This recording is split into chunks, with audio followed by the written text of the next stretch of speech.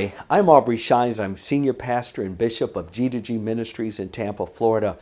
I want to remind you of something that I said very recently on a particular topic that I believe that most of you are now obviously becoming a bit familiar with. Unfortunately, too many of you are still asking questions. And while I welcome your questions, I want you to understand this is a very serious issue that is happening right now in America.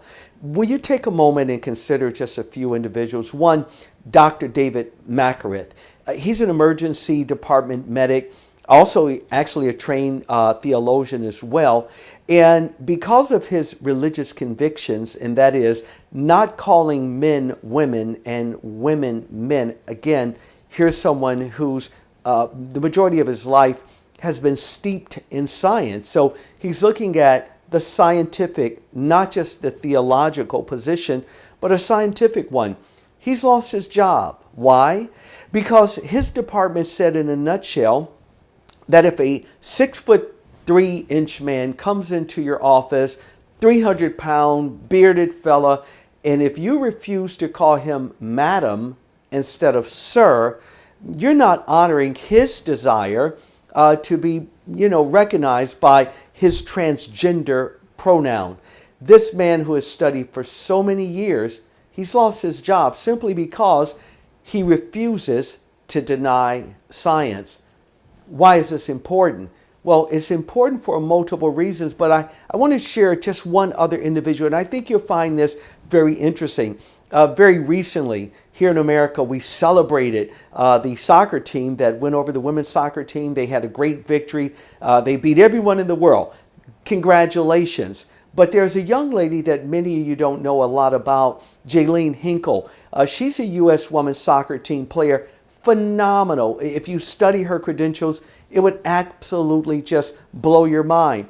But she's a devoted Christian, as is Dr. David is. And because she's on record for believing and, espousing her beliefs, she was snubbed from even being able to participate simply because of her position as a Christian. She refused to wear the gay pride flag that most were forced to do so, simply because she has a different worldview as it relates to her belief in God and what she should and shouldn't do.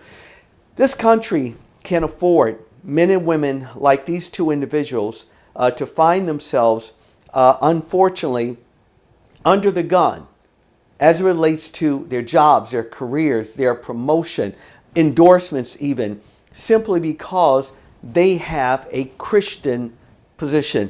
You may ask, why does this really even matter? Well, it matters for a multiplicity of reasons. One, they're being denied their constitutional reality, and that is they have a right to believe whatever they want to believe, just as those who choose not to, we celebrate their right as well here in the United States of America. But again, the heart of the question is, why do you need to know this? It's simple. There's only one party that is pushing this forced narrative, and that narrative is, if you do not comply by pretending that someone's gender is something different, if you don't play that game, you lose your job, you lose your scholarship. Your kids can't do the things they want to do if they hold a Judeo-Christian belief.